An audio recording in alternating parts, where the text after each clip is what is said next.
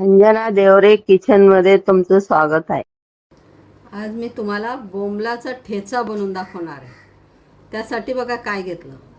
हे 5-7 बोंबील घेतले, लसूण घेतला आणि मोजून 4 मिरच्या घेतल्या. जास्त घ्यायच्या नाही, कारण आपल्याला बोंबील बरोबर ठेचाची चव लागावी म्हणून एवढी मिरची टाकायची आणि मीठ तुकडे करायचे.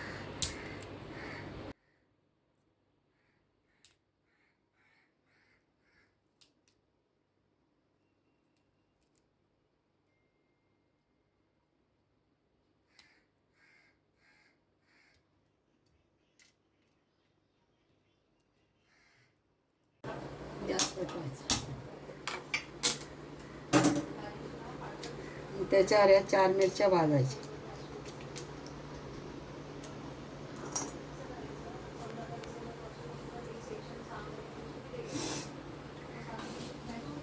अशा मिरच्या तळून घ्यायच्या, जास्त जाळायच्या नाही.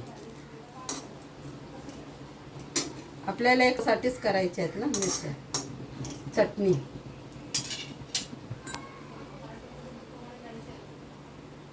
त्याच्यातच लसूण टाकून द्यायचं.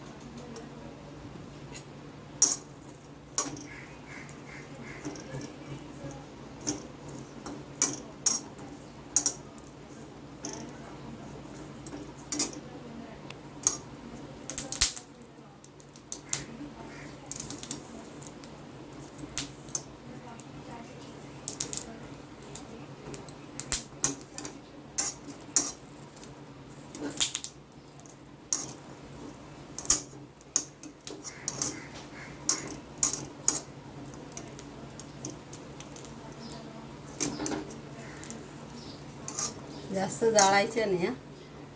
आता या काढून घ्यायच्या.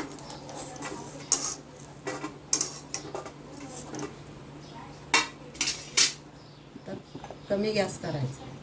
हे बघा, मी 4 पाण्याने बोंबील धुतले बघा. आता हे बोंबील कढईमध्ये टाकायचे.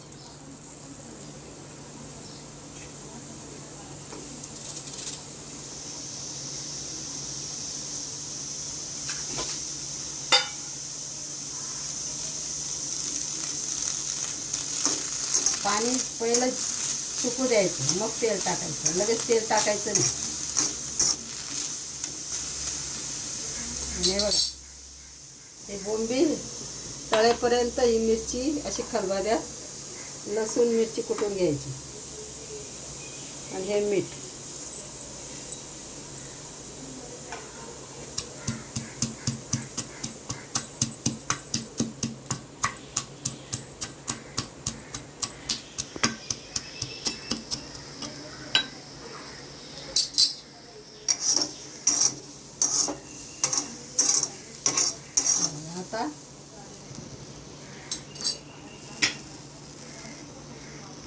आता तेल टाकायचं. पाणी सुकलं त्याचं. आता तेल टाकायचं. मिरच्या कमी घ्यायच्या, लसूण आणि बोंबील जास्त घ्यायचे. छान तळू द्यायचं.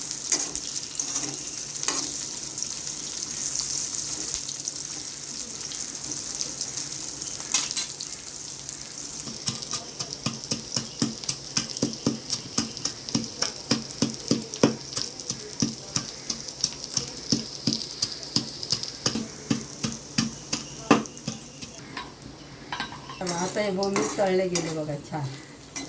कमी गॅसवर तळायचं. आता याच्यावर मिरची टाकून द्यायची.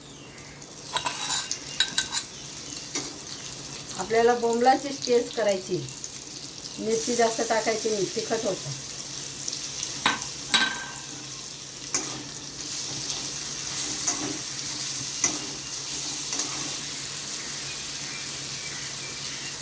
आता चटणी झाल्यावर ना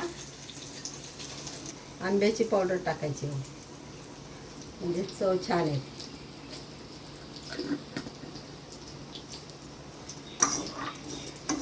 आंब्याची पावडर टाकली, थोडं चाळायचं आणि गॅस बंद करायचं.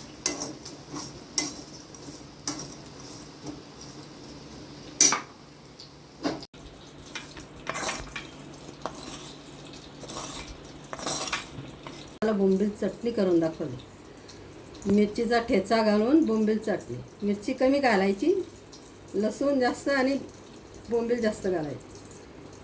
5 का 7 मिनटात ही चटणी तयार होते. चालू खायला. पटकन भाजीला काही नसेल, काही तयारच नसेल तर ही चटणी करून पटकन तयार होते, खायला मिळते. तुम्हीही करा, कमेंट करा आणि लाईक करा.